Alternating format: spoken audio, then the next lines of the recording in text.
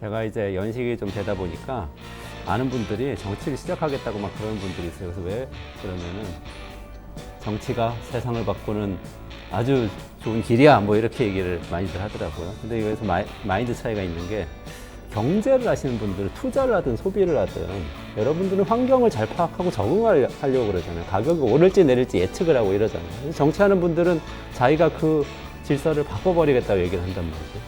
근데 이제 문제가 정치가 점점 더 경제에 영향을 많이 끼쳐요. 정치인들이 어떤 말을 하고 어떤 결정을 하느냐에 따라서 지금 미국에서는 트럼프냐 바이든이냐, 유럽에서 유럽 의회에서 우파냐 좌파냐, 마크롱이냐 뭐 르펜이냐 뭐 그러면서 엄청난 변화가 일어날 걸로 예측이 되는데 그 환경 변화를 알고 그리고 거기에 대비를 하려면 경제를 잘하려면 정치를 잘 알아야 된다 이런 취지에서 오늘 6월 18일 화요일 이원재 끝내주는 경제 라이브에서 시작하면서 정치가 경제다 코너를 마련했습니다. 그래서 시작하려고 하는데요. 오늘 정말 지금 제가 말씀드린 이 취지에 가장 잘 맞게 가장 많은 곳에서 가장 많은 말씀을 해주고 계시고 오늘도 더 좋은 말씀 해주실 두 분을 모셨습니다. 장성철 공론센터 소장님 그리고 장윤선의 취재 편의점 점장님 정치 전문 기자 장윤선 기자님 모셨습니다. 같이 인사하시죠. 안녕하세요. 안녕하십니까. 네, 반갑습니다. 저는 아니고요. 장 기자님이 워낙 취재도 열심히 하시고 정확한 팩트에 의해서 사실관계를 너무 잘 말씀해 주셔가지고 저도 방송하면서 항상 많이 배우고 있습니다. 그리고 비법 하나만 알려주세요. 너무 취재 어떻게 열심히 하세요? 해요. 취재 아니. 열심히라는 저는 게 늘 어떻게- 얘기하지만 제가 그 3년 정도 외국에서 살다 와가지고 장성철 소장님 만나가지고 먹고 살아요. 예, 예, 여러 군데에 제가 이렇게 그 세트로 끼워 팔기 비슷하게 다니면서 하고 있습니다. 오늘도 끼워서 이렇게 아닙니다. 지금 약간 대타로 이승엽 선수를 모셨어요. 뭐 이런 분위기. 아닙니다. 네. 네. 잘 부탁드립니다. 네. 장 기자님. 네. 네. 정치 전문 기자로 오랫동안 활동하셨고요. 지금 장윤선의 취재 편의점 운영하고 계십니다. 보수파에도 참 이런 분이 계시면 얼마나 좋을까. 보수파 아니세요? 아니시구나. 저요? 저 보수우파 아니에요. 아, 그렇군요. 그러면 오늘은 보수우파는 장성철 소장님이시고 네. 저는 진보 좌파. 진보 좌파. 기대됩니다. 보수 우파 대 진보 좌파. 이전까지 살짝 아닌 것 같았는데 오늘 확실하게 딱 이제 아 그래요? 김준일 평론가는 뭐예요? 대결이. 본인은 얼굴 천재라고만 주장하시고 성향을 밝히지 않으셨어요. 그래서 이거는 좌파 우파가 무슨 의견인지 좀 궁금하네요. 그러고 보니까 지금 의정 갈등이 최고조에 달해가지고 오늘 바로 전에 국무회에서 윤석열 대통령이 뭐 이런 식으로 휴진하고 그러면 다 잡아넣는다는 식으로 이야기를 하셨어요. 어떻게 보세요? 이거 어떻게 돼가고 있는 겁니까? 야, 진짜 걱정이에요. 이거는 진짜. 이거 무능력한 윤석열 정권, 정부 이러한 프레임에 딱 갇히게 생겼어요. 문제 제기는 잘했죠. 의대 정원 확대해야죠. 의사들이 많이 부족하고 의사분들도 많이 고생한다. 레지던트 뭐 인턴 뭐 며칠 동안 밤잠도 못 자고 막 일을 한다 막 그러잖아요. 자기들도 부족한 줄 알잖아요. 그리고 지방의료 같은 경우에는 의사가 없어가지고 완전히 기반부터가 뭉개지고 있기 때문에 의대 정원 확대는 맞는 방향 같은데 그걸 원만하게 잘 해결해야 능력 있는 정부라고 생각할 수가 있잖아요. 근데 그냥 문제의 화두는 던져놨는데 해결 방안은 없어. 정했으니까 따라오라니까 이거잖아요. 지금 안 따라와? 그러면 면허 취소, 구속 수사 뭐 이러겠다라는 건데 이게 과연 맞는 통치 방식과 행위냐라는 좀 생각이 들어요. 정말 걱정이 돼요. 저희 어머니 아버님 연로하시거든요. 병원 꼭 한 달에 두세 번씩 가셔야 되는데 정말 긴급한 일이 벌어져서 제대로 치료를 못 받을까 봐 너무 걱정되고 저 스스로도 운전할 때 정말 조심하고 다녀요. 괜히 사고 났다가 병원에 갔는데 치료를 못 받는다. 이거 어떡하냐고요. 그래서 정말 윤석열 대통령님 간곡하게 부탁드립니다. 의대 정원 확대 잘하셨습니다. 하지만은 문제 해결 방식은 분명히 잘못됐습니다. 보건복지부 장관한테 전공의들, 의대 교수들 만나라고 하지 마시고 본인이 만나서 직접 좀 해결해 주십시오. 간곡하게 부탁드립니다. 그 보수파이지만 윤석열 대통령이 하는 일이지만 이거는 간곡하게 윤석열 대통령이 보수파가 아니에요. 아니에요. 네. 아니 그 거리두기 하시는 겁니까? 아니 맞다니까요. 그게.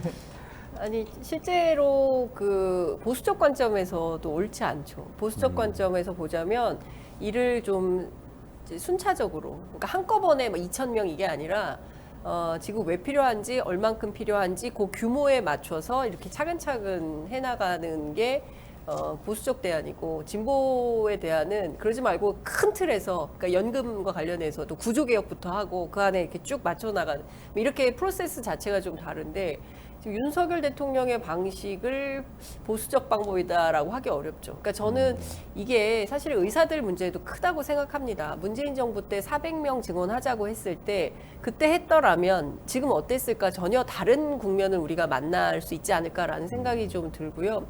현장에서 얘기하는 것은 이런 겁니다. 의대 정원 필요한데 몇 명을 어떻게 늘릴 것인가에 대한 지혜로운 접근이 필요하다. 일단 당장 2,000명을 늘린다고 하면 뭐 당연히 이제 늘리기는 해야 되겠지만 일단 학교에서 수용이 불가하다는 겁니다. 그러니까 2,000명의 학생들을 뽑아가지고 이 학생들을 수련시켜서 내보내야 돼. 그러니까 뭐 문과대학이나 뭐 법과대학 이런 데처럼 책상하고 의자만 선생님만 있으면 되는 게 아니라 실험실도 필요하고 도구도 필요하고 기자재도 필요하고 뭐 이런 건 다 예산이 또 수반되는 거잖아요. 그렇기 때문에 한꺼번에 2,000명을 늘리면 수용이 불가능하다. 그렇기 때문에 단계적으로 수용 가능한 시스템부터 갖추고 그 다음에 학생을 받고 그리고 길러내서 종국에는 사실은 필수 의료 인력을 확대하는 게 굉장히 중요한 포인트잖아요. 특히 이제 뭐 아이 낳을 곳이 없어서 산부인과 없고 그 다음에 뭡니까 그 세종인가요? 충청도에서는 마지막 그 소아과 의사마저도 없어졌다. 그러면 이제 그 지역에서 아픈 우리 아이들 누가 돌볼 거냐, 뭐 이런 문제들이 나오는 거 아니겠습니까? 그러니까 그런 측면에서 보자면 대통령이 고집을 꺾어야 된다. 그러니까 내가 말한 대로 내 고집대로 모든 전국을 운영할 거야, 이게 아니라 일단 경청이 필요한 것 같아요. 사람들 얘기를 좀 들어보고 그럼 합리적 대안이 뭔지 토론 과정을 통해서 수렴이 될 거 아닙니까? 그러면 그 내용을 가지고 정책 집행을 해야 되는데 도대체가 윤석열 정부에서는 그런 거를 본 적이 없다. 그러니까 국민들도 의사들도 뭐 그러니까 거의 뭐 묻고 떠블루가 뭐 이런 식으로 계속 갈등만 고조되는 양상으로 해결되는 것은 없고 도처에 싸움판만 있는 이런 상황이 아닌가 싶습니다.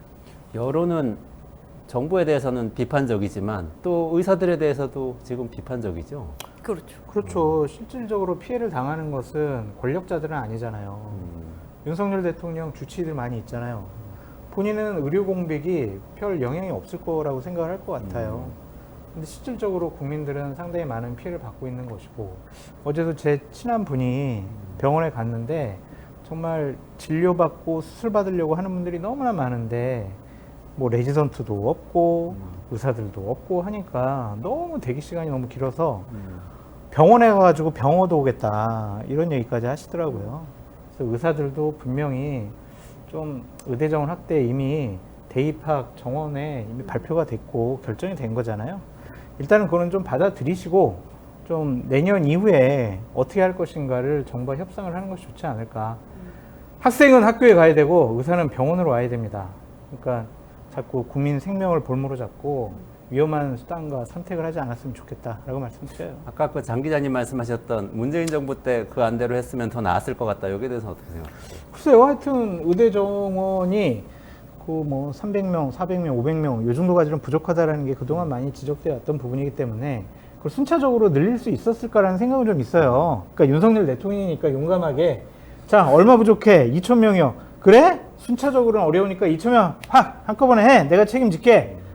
여러 가지 해결 좋아 빠르게 가 뭐 이러고.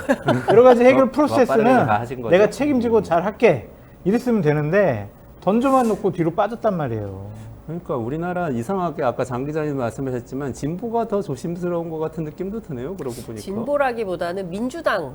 민주당. 예, 그리고 이제 민주당은 사실 진보 정당이라고 하기는 어려운데요. 의제 자체는 진보 의제를 설정하고 있지만 추진 과정은 대단히 보수적으로 움직이죠. 그러니까 워낙 큰 정당이기도 하고 그 안에 이해관계가 저는 진보 아주 왼쪽 진보부터 뭐 개혁 보수까지 포괄하는 정당이라고 생각을 하거든요. 특히 뭐 관료 출신이거나 뭐 법조 출신이거나 이런 분들은 굉장히 보수적이잖아요. 그렇기 때문에 그런 분들의 의견을 다 수렴을 해서 집행하는 그런 정당이기 때문에 뭐 의제는 진보적이지만 정치의 내용은 좀 보수적이다 이렇게 봅니다. 어쨌든 지금 장 소장님 말씀하신 대로 다 정원 정해졌고 네. 뭐 그런 상황인데요. 어떻게 될까요? 매듭을 지어야 되잖아요. 어쨌든. 그러니까 지금 대통령이 국무회의에서 수석 비서관들 모아놓고 여기서 의사들과 뭐 국민을 향해서 하는 메시지만 갖고는 해결이 안 될 것 같아요. 의사분들 빨리 복귀해야 된다는 생각 갖고 있지만 그거의 탈출과 명분 마련은 정부가 해줘야 된다라는 좀 생각이 들고, 그런 차원에서 오늘 대통령께서 의대생 전공의 학업 수련 이어가도록 필요한 모든 조치를 강구하겠다라고 했으니까 이제 의사분들도 좀 고집을 꺾으시고 일단은 좀 환자들 곁으로 복귀하셨으면 좋겠다라는 생각이 듭니다. 대통령 비판을 하셨지만 어쨌든 뭐 좀 잘했다는 말씀이신 것 같네요. 그러니까 대통령 무책임하고 무능력하고 의사분들은 나쁜 것 같아요. 환자의 생명을 볼모로 해가지고 어떻게 그럴 수가 있어요. 환자 곁으로 돌아오라. 돌아오세요. 제발 네. 부탁드려요, 진짜. 저 방금 전에 저도 병원 갔다 왔는데 3개월에 한 번씩 약 타러 가거든요. 근데 그 개업이 분이 혹시 뭐 의료 파업에 동참하지 않았을까 걱정하는 마음으로 갔는데 다행히 안 해가지고 약을 타러 갔거든요. 이 약 없으면 저는 죽을 수도 있을 것 같아요. 그렇게 건강에 불안감 느끼는 분들 많으니까 제발 환자들 곁으로, 일반 국민들 옆으로 돌아오십시오. 이 이슈는 네. 어떻게 보면은 예전에는 진보 진영에서 민주당하고 진보 진영에서 의사 정원 늘리라는 이야기 많이 했던 것 같은데 네네. 이번 정부 들어서 이 국면에서는 그다지 의제에 대해서 발언을 못한 것 같은 느낌은 좀 드네요. 그러니까 못한다기보다는 제가 보기에는 이제 제가 취재한 바에 따르면 검사가 이기냐 의사가 이기냐 한번 두고 보자 이런 시각도 존재하는 것 같아요. 그리고 이제 민주당은 워낙 의사 정원 확대를 해야 되고 지역의 의사제도 해야 되고 그 다음에 국공립으로 그 의대를 실제로 신설해야 되고 뭐 이런 등등의 이제 민주당의 어떤 그 정책 의제들이 있습니다. 그래서 그런 의제들이 관철될 때까지 아마 이제 보복위 안에서 논의를 하게 될 것 같은데요. 대통령 안 받겠죠. 그리고 저는 결국에는 이것은 뭐 민주당 정부가 들어서야 가능한 이슈일 거라고 생각을 하는데, 사실 지난번 문재인 정부 때 이 의사 정원을 확대해서 합리적으로 확장을 했더라면 저는 지금보다는 훨씬 더 나은 상태가 되지 않았을까라는 생각은 여전히 갖고 있고요. 그리고 이번 상황에서는 좀 민주당을 좀 지켜보는 것 같고 실제로 그 결정이 된 이후에 판단하겠다 이런 움직임인 것 같습니다. 그렇군요. 아, 그럼 기조의 변화가 있거나 그런 것 같진 않아요. 네, 전체적으로 정리하자면 어쨌든 두 분 다 동일하게 그래도 의사 정원 확대한 상태에서 뭔가 잘 매듭이 지어지고 네. 이제 장 기자님 같은 경우는 추가로 그동안 민주당이나 진보 예. 진영에서 얘기했던 공공의료 시스템이나 예. 공공의대 같은 것들 추가로 더 논의가 돼야 된다 이런 예. 입장이신 것 같고. 그렇죠. 그러니까 이제 그러니까 2,000명 숫자를 늘리는 게 중요한 게 아니라 어떤 의사가 늘어날 거냐가 핵심 관전 포인트인 것 같습니다. 의사 증원 확대했는데 성형외과, 피부과 뭐 이런 쪽만 늘어나면 결국 이게 의사 정원 확대의 의미가 있는 거냐. 그러니까 지역 같은 경우에는 필수 의료가 공백이기 때문에 그래서 뭐 그 지역을 뭐 한 3년이든 몇 년이든 뭐 의무적으로 활동하도록 의무 공부 기간을 두자 뭐 이런 주장도 있는 거잖아요. 그러니까 어떤 의사가 몇 명 늘어나느냐 이런 내용적 접근이 중요한 것이지 그냥 묻고 더블로 가식으로 2,000명 그리고 이거 아니면 안 돼. 뭐 내 말 안 들어? 그럼 다 엄정 대처해. 엄정 대처의 내용이 뭡니까? 어떻게 하겠다는 거예요? 그러니까 저는 이게 참 이런 방식은 옳지 않다라고 생각합니다. 그렇다고 문재인 정권의 방식은 더 옳지 않은 것 같습니다. 그러니까 권력자들이 해야 될 일은 뭐냐면 사회적인 갈등에 대한 부분이 있을 때 그걸 합리적으로 조정을 해서 국가의 미래를 위한 고독한 고뇌에 찬 결단을 해야 되는데, 문재인 정권 시절에는 사회적인 갈등 분야에 대해서는 그냥 회피하고 뒤로 물러섰어요. 의사 정원 확대해야죠. 근데 의사들 반발하니까 알았어, 미안, 안 할게. 건강보험 개혁해야죠. 근데 각 뭐 국민들이나 이해관계 대상자들이 반발하니까 알았어, 그럼 안 할게. 이랬거든요. 문재인 정권은 안 할게 정권이었어요. 그러니까 그냥 사회적인 갈등이 잠재됐고 그 다음 정권에 많은 뭐 부담감과 책임감을 넘기지 않았느냐라는 생각도 들어요. 그 부분은 분명히 비판받아야 될 부분이다라고 말씀드리고 싶어요. 저는 분명히 개혁지체 현상이 있었다고 생각합니다. 그러니까 2016, 2017년 촛불혁명을 통해서 무려 1,710만 명이나 되는 시민들이 5개월 동안 단 한 주도 거르지 않고 시민혁명에 나섰던 가장 큰 이유는 더 이상 대한민국의 여러 가지 개혁 현안들을 지체 없이 추진하라라는 국민적 요구가 있었는데 그 부분과 관련해서 말씀하신 대로 잘 따박따박 하지 못했다. 저는 그 비판에 대해서는 문재인 정부가 겸허하게 수용해야 된다고 생각하고요. 그래서 많은 분들이 제2기 촛불 정부가 다시 필요한 거다. 그러니까 제도적 개혁 필요하다라고 얘기를 하는 이유가 있다고 생각을 하고요. 뭐 지금 보수 우파 패널들은 무슨 소리야라고 판단하시겠지만 다수 국민들이 지난 총선에서 범야권 192석을 만든 것도 그 연장선상에 있다고 저는 판단합니다. 아, 너무 재밌네요. 장군멍군이 그냥 두 분이 웃으면서 말씀을 하시지만 근데 내용 비슷해요. 네. 하여튼 개혁을 더 강력하게 해야 한다라는 그렇죠. 개혁해야죠. 예, 네. 해야죠. 해야죠. 네. 별로 정리하고 두 분이 오시니까 지금 큰일이 많이 터져가지고 왜요? 지금 여쭤볼 게 많이 그래요? 생겨서 또 뭔 일 터졌대요? 오늘 또 러시아의 푸틴이 저녁 때 북한에 간다고 했는데 또 DMZ에서는 군사분계선을 북한군이 넘어왔다는 보고가 나오고 또 무슨 지뢰가 터졌다는 얘기도 있고 그래요. 그래서 일단 의료 문제 여기서 좀 정리를 하고 개혁 방향에 대해서는 두 분이 딱 동의가 되시는 네. 것 같아요. 네, 그리고 네. 윤석열 대통령의 방식이 상당히 무리가 있었다. 거칠고 터프하고 네, 그렇게 무능력해요. 그러지만 잘 마무리해서 구조개혁까지 가자. 그럼요. 이렇게 정리를 하고요. 푸틴 대통령 방북, 요거는 어떻게 봐야 될까요? 큰일 난 것 같아요. 그러니까 많은 외교안보 전문가들이 유사시에 자동 군사 개입, 그래서 북러 군사동맹 시절로 회귀되는 거 아니냐. 1961년도 그때 맺었던, 그러니까 북한이랑 한국이랑 전쟁이 일어나면 소련이 뭐 자동적으로 개입한다. 그런 조약을 맺었었잖아요. 네네. 이번엔 러시아가 그런 조약을 맺는 거 아니냐. 그렇게 되면 정말 한반도에 크나큰 영향뿐만이 아니라 미국, 인도, 태평양, 사령부까지도 위협받는 경우가 될 것이다. 그런 전망까지 나오고 있거든요. 과연 러시아가 레드라인을 넘어서 뭐 우리 대한민국과의 외교 관계가 극단적으로 단절되는 상황까지 갈 것이냐. 그것도 한번 좀 지켜봐야 하는데 이러한 빌미도 솔직히 좀 윤석열 대통령의 외교 정책이 자초하지 않았느냐라는 좀 생각이 들어요. 너무 미국과 일본에 치우친 외교를 하다 보니까 러시아와 중국 같은 경우에는 그래? 그럼 어쩔 수 없네. 우리는 북한? 평양 방문해야지. 이런 생각을 했을 거란 말이에요. 그러니까 어느 정도의 좀 등거리 외교를 통해서 러시아나 중국이 일방적으로 북한 편을 들지 못하도록 하는 것이 현명한 외교 정책이었는데 지금 그거는 상관없고 일단은 미국과 일본과 제일 친하게 지내자. 그들이 우리를 보호해 주겠지? 라는 단순한 생각이 아니었느냐. 상당히 걱정되고 우려스러운 부분이 너무나 많다라고 말씀드리고 싶어요. 네. 장 기자님 보세요. 뭐 말씀하신 내용에 대체로 공감하고요.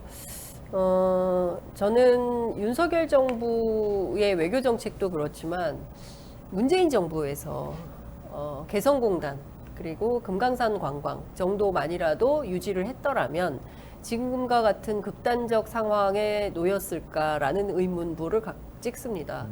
그러니까 그 정부는 그 계속 이어달리기지 않습니까? 그러니까 이 정부에서 5년 재임하는 5년 단임제이기 때문에 여기서 다 못해요.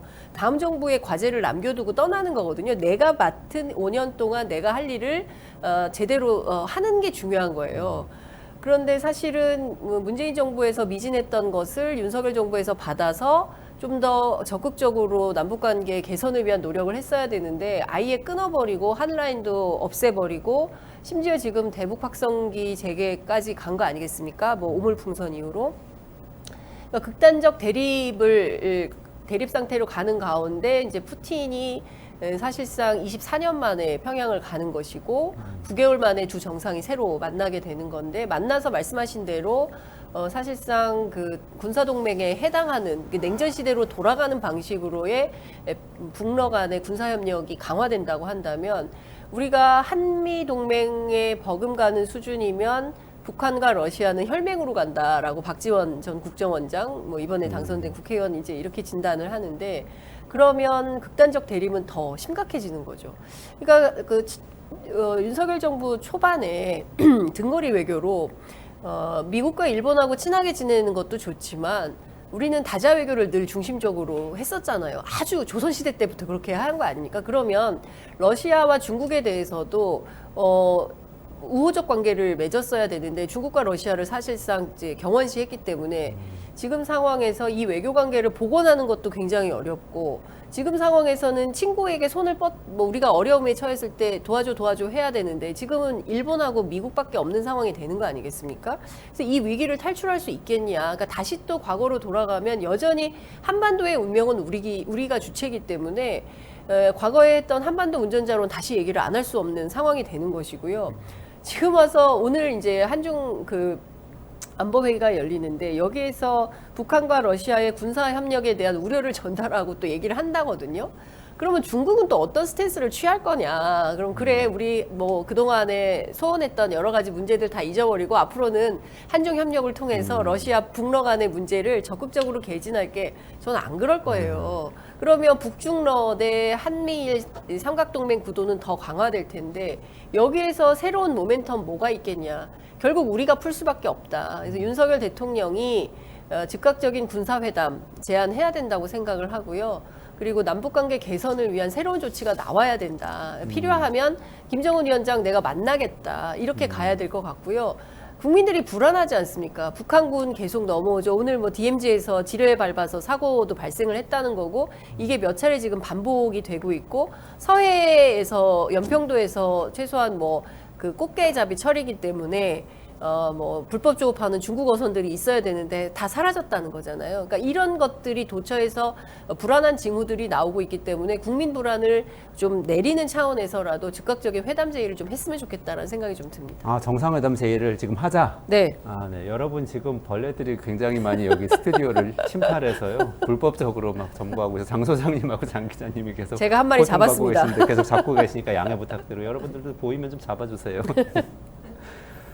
아, 남북 관계가 우선인데 그걸 소홀히 한 거다. 그 점에 대해서 어떻게 생각하세요? 그 정도 맞죠. 그러니까 북한이 문재인 정권 중반기 이후에 대화의 문을 닫아놨지만 새로운 정부가 들어서서 새로운 대북 여러 가지 정책들을 통해 남북회담은 끊임없이 계속 돼야 되지 않겠습니까? 뭐 보수 정권이라고 타도 김정은 북진 통일 이것만 외치는 건 아니잖아요. 아, 그러니까. 대화 협력 부분은 예전에 뭐 김영삼 정권, 이명박 정권, 박근혜 정권 때도 끊임없이 계속 시도했던 부분이기 때문에 그 부분이 좀 소외된 것은 상당히 좀 불안한 요인이 될 수밖에 없지 않을까. 강경론과 어쨌든 대화와 협력을 하기 위한 이 투트랙의 노선은 꼭 필요한 것이 아닌가라는 생각이 들어요. 그 부분에서는 우리나라 보수 정치인들이 박근혜 정부 시절에 초기에 외교를 조금 다시 생각을 해볼 필요는 있지 않아요? 그때 또 중국하고도 굉장히 가까운 시절이 있었고 그럼요. 북한하고의 통일론도 또 어떻게 보면 공론화를 많이 시켰었고 뭐 물론 후기에 약간 뭐 달라지긴 했지만 그런 점이 있지 않을까요? 어떠세요? 그러니까 이번 정권이 들어서면서 과거 정권이 계속 해왔던 집권 초기에 외교적인 모습을 안 보였죠. 왜냐하면 4강대국에 특사를 보냈어요. 대통령 특사를 보내서. 이전에. 예. 네네. 저도 이제 중국에 특사 단원으로 갔다 왔었는데, 그래서 이제 우리 정권이 이렇게 교체된 부분에 대해서 그 나라들과의 외교 관계를 지속적으로 확대 발전시키겠다는 의지를 표명했었는데, 이번에는 중국과 러시아는 아마 특사를 파견 안 했을 거예요. 그러니까 그런 점들이 이번 정권의 외교의 기본적인 방침을 처음부터 정해주지 않았을까라는 좀 생각이 드는데, 안 돼요. 그러면 정말 중국과 일본이 북한 편을 일방적으로 들면 어떡할 거냐고요. 미국과 일본이랑 같이 그냥 대항을 하면 우리가 대한민국의 국민 생명과 안전을 담보할 수가 있어요? 어쨌든 등거리 외교라든지 아니면 다자 외교는 꼭 필요한 부분이다라고 말씀을 드려요. 그러니까 불안한 것은 또 북일 간 정상회담 논의가 진행이 좀 되고 있고, 맞아요. 예. 그러니까 우리만 바보가 될 수가 있는 거예요. 그러니까 일본도 북한과 만나고 중국도 북한과 만나고 중국도 북한과 만나는데 우리는 미국하고 일본하고만 외교를 하겠다. 소위 얘기하는 가치 외교라는 것인데요. 가치 외교 필요하고 중요하죠. 그렇지만 가치 외교만으로는 안 되는 거지 않습니까? 전 세계가 국익 중심으로, 아니 미국도 가치 외교보다는 자국 외교 중심으로 하고 있지 않습니까? 그렇죠. 동맹보다 자국의 이익이 더 우선하는 나라가 미국 아니겠습니까? 근데 이런 상황에서 우리는 왜 가치 외교를 하는 것이냐? 물론 필요하지만, 그래서 저는 그러니까 뭐 그 왼손 오른손 두 손이 있는 이유가 있잖아요. 그러니까 세게 비판하고 몰아붙일 때도 있지만 한 손으로는 반드시 손을 잡고 대화하는 노력을 해야 되는, 이게 외교의 기본 원칙인데 과연 윤석열 정부가 그런 태도를 취하고 있는 것이냐에 대한 비판을 하는 것이고요. 이 제목이 정치가 경제다라는 건데 사실 평화가 경제죠. 그러니까 국민들이 원하는 게 사실은 평화 정착과 그리고 북한과의 교류 협력을 통해서 경제가 활성화된다면 그 또한 우리에게 나쁜 것은 없지 않냐. 그러니까 그런 측면에서 좀 지혜롭게 외교를 할 필요가 있는데 그런 생각이 없는 것 같고 그게 아주 극단적인 외교 노선이기 때문에 보수 일반에서도 비판이 많고요. 저는 박근혜 정부뿐만 아니라 보수 진영의 북방 외교 굉장히 노태우 정부 때 그렇죠. 예, 네. 91년 남북 기본 합의서 정신으로 돌아가야 된다라는 얘기를 하는 것이고요. 그렇다면 뭐 서로 이제 같은 민족이지만 갈라져서 싸운 지 굉장히 오래됐고 평화를 한반도의 항구적인 평화 정착이라는 그 주요 과제를 놓고 다시 논의를 해야 된다라는 생각을 좀 합니다. 그러고 보니까 중국하고 국교 정상화한 것도 보수 정권 때 일어난 그렇습니다. 일이고 30년, 뭐 예. 러시아하고도 그렇죠. 맞습니다. 예. 그러네요. 그래서 그런 점을 좀 다시 생각해서 윤석열 대통령님이 조금 바꿔주시면 좋겠는데 별로 안 그럴 것 같아서 김태우 제1차장을 잘라야 될 것 같아요. 김태호 차장이 지금 그 외교안보 쪽에 네, 1차장이죠. 네, 안보실. 수장이라고 할 수 그 있죠. 모든 거를 좌지우지한다고 정책 볼수 컨트롤 있는데. 타워라고 할 수 있죠. 그 최근에 제가 얘기 들은 게 그분이 10년 동안 쓴 논문에는 중국과 러시아가 없대요. 그냥 미국과 일본만 있다라는 거죠. 그러니까 그렇게 일방주의적인 외교적인 생각과 판단을 갖고 있는 분이 대통령의 외교 정책과 노선을 결정하는 핵심 부서의 장으로 있다라는 게 현재 윤석열 정권의 외교 방침으로 나타난 것이 아니냐라는 생각이 들어요. 보수 우파 패널 장성철 소장님의 이런 판단에 적극 찬동합니다. 합의가 이루어졌습니다. 두 분이 합의하셨으면 대한민국의 합의라고 할 수 평화가 있습니다. 옵니다. 컨센서스. 네, 그러면 이렇게 정리하고 이 문제. 푸틴의 방북은 우리나라가 정말 경계하고 정말 두렵게 생각해야 될 사건이다. 이렇게 생각하고 외교 노선을 좀 바꿔보면 좋겠습니다. 국내로 한번 돌아와 볼게요. 예, 국회 이야기인데 국회 이제 문호동 무임금 얘기가 다시 나왔습니다. 아니 그거는 말이 안 돼요. 아니 어쨌든 국회 원구성이 출석 안 되고 하고. 있는데 이거는 아니 어떻게 국회의원들이 국회에 출석을 하고 상임위 활동하고 법률안 만드는 것만 국회의원이 할 일이 아니잖아요. 지역구 의원 같은 경우에는 지역에서 민원인 만나고 현장 방문하고 뭐 그 지역 민원 어떻게 해결할까 이런 것도 국회의원 할 일인데 아니 문호동 무임금이라고 하는 서영교 의원이 자꾸 그런 얘기하는데 아니, 자기는 그럼 예전에 그러면 국회 안 나올 때 아니 꼭 돈 주지 말자 이런 생각 아닐 거고 국민들이 이런 얘기하면서 이제 분노하는 것은 왜 원구성 빨리 안 하고 뭐 할 일 많다고 맨날 그러면서 왜 이거 빨리 진행이 안 되냐 왜 국회가 시작도 못 하냐 우리가 열심히 그렇게 투표했는데 이런 얘기 아니겠어요? 거듭 말씀드리지만 역대 원 구성 협상은 대략 40일 정도가 걸렸다. 그래서 이번에 늦은 게 아니다. 아직 열심히 하고 있다. 네, 말씀을 드리지만 어쨌든 민주당이 이 사건에 대해서는 좀 너무한 것 같다는 생각이 들어요. 그냥 일방적으로 자기네들이 결정해 놓은 방침을 국민의힘 너희들은 총선에서 이번에 졌으니까 따라와. 우리가 다수당이잖아.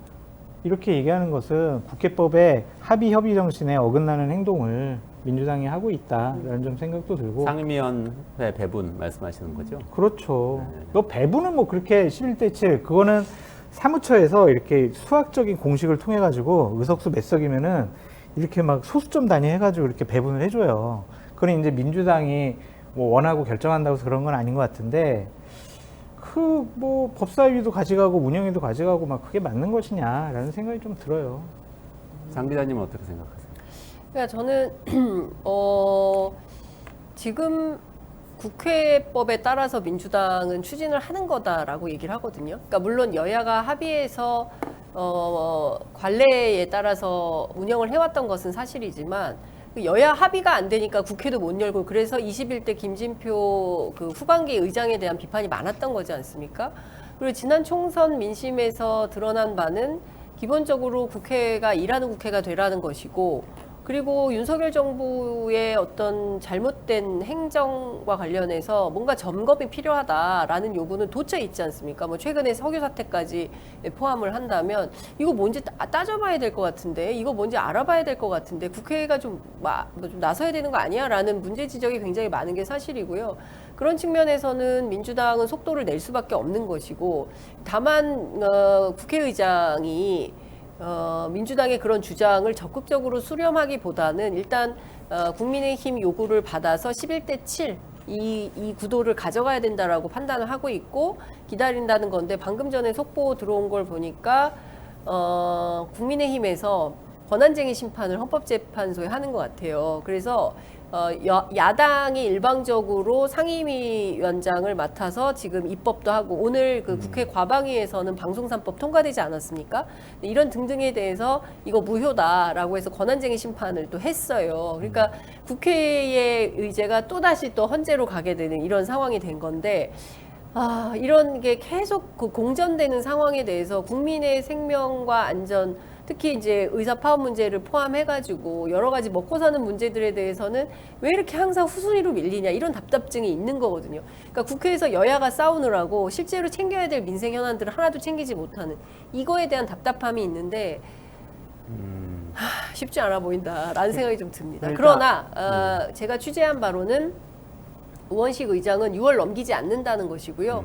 아마도 이번 주 안에 상임위 배분 결정을 짓겠다는 것 같습니다. 예, 결과적으로 어떻게 뭐 18개를 다 할지 아니면은 18개는 불가해요. 왜냐하면 정보위, 국회 정보위는 여야 합의로 하도록 국회법에 그러니까 의장이 직권 배분이 불가능하도록 되어 있기 때문에 그 상임위 중에서 정보위를 제외한 나머지를 다 민주당이 하게 될지 아니면 국민의힘에게 그래도 들어와라라고 할지 근데 아마도 지금 국민의힘 태도로 보면 어렵지 않을까라는 생각이 좀 듭니다. 지금 쟁점이 됐던 게 사실 다른 것도 많이 있지만 법사위가 제일 쟁점이었잖아요. 근데 그 법사위를 놓고 지난 시간에 우리 얘기도 했었지만 한쪽에서는 이제 여러 가지 특검들, 윤석열 대통령과 관련된 특검들을 빨리 처리하려면 법사위를 빨리 가동시켜야 되고 그러면 윤석열 대통령을 비호할 수밖에 없는 여당이 맡아서는 안 된다는 논리로 이제 법사위를 가져가야 된다고 그러고 다른 쪽에서는 이제 야당 대표의 이재명 대표의 그 사법 리스크 뭐 방탄하는 거 아니야 이렇게 얘기를 하고 이게 이 논쟁인 거잖아요. 근데 그런 와중에 지금 야권에서 단독으로 법사위 열고 최상병 특검법 입법 청문회 열겠다고 하고 있잖아요. 이거는 어떻게 봐야 될까요? 어쨌든 상임위가 한 뭐 여당, 야당으로만 개최가 되면 이건 파행이라고 우리는 얘기를 하거든요. 그래서 민주당이 압도적인 국회 의석수를 갖고 있으니까 상임위도 열 수 있고 본회의도 열 수 있지만 그게 과연 옳고 맞는 것이냐라는 생각이 좀 들고요.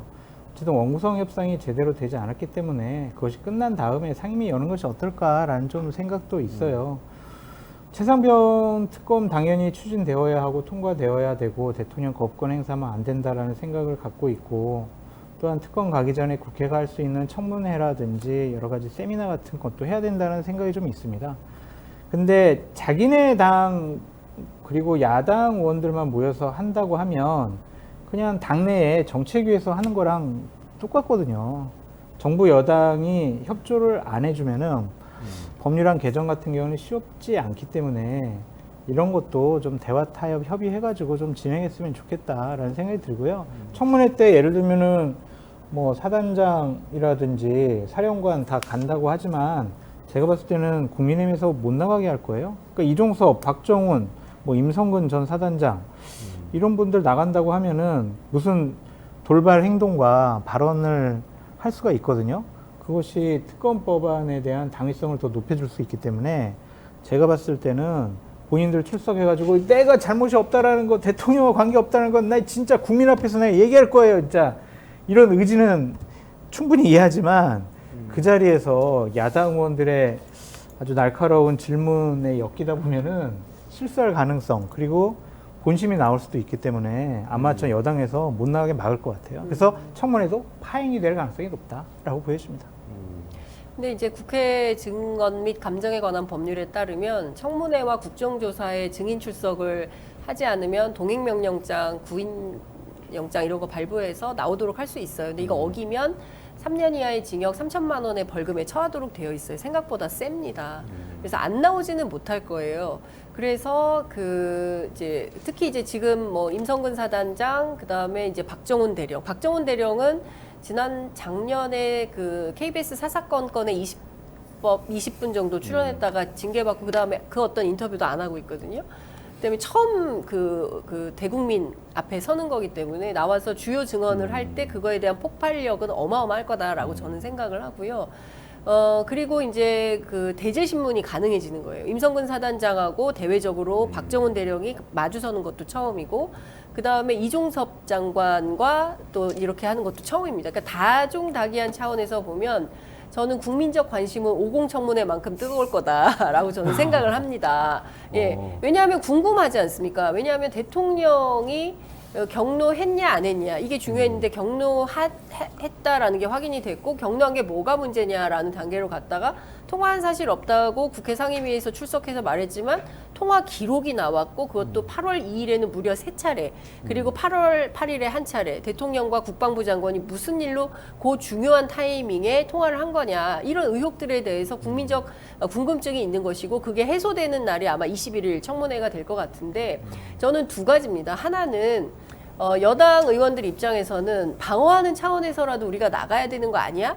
라고 생각을 할 수가 있을 것 같아요. 근데 그 어떤 결정을 할지는 잘 모르겠습니다. 그리고 또 하나는 민주당은 정말 잘 준비해야 합니다. 꼼꼼하게. 그러니까 사실관계가 틀리거나 아니면 경우에 따라서는 국민적 조롱이나 비판을 받을 질문을 해서 오히려 문제를 희석시키는 이런 방향으로 가면 큰일 난다. 민주당은 청문회 준비를 꼼꼼히 정확하게 구체적으로 해야 된다라는 생각이 좀 들고요.